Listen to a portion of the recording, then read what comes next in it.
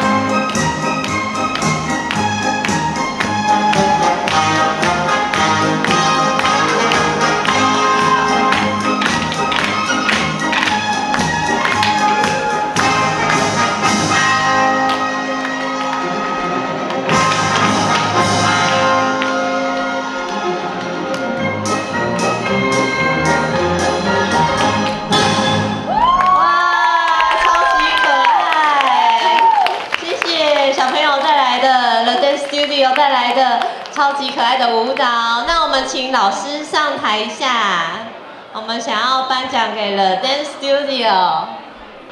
哇，老师们真的是太辛苦了，我看老师们在台下的笑容比小朋友在上面的还要大，老师们真的非常非常用心。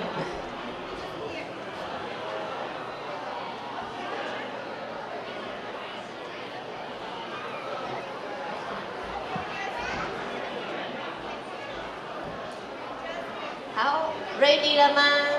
好，看这边，1、2、3。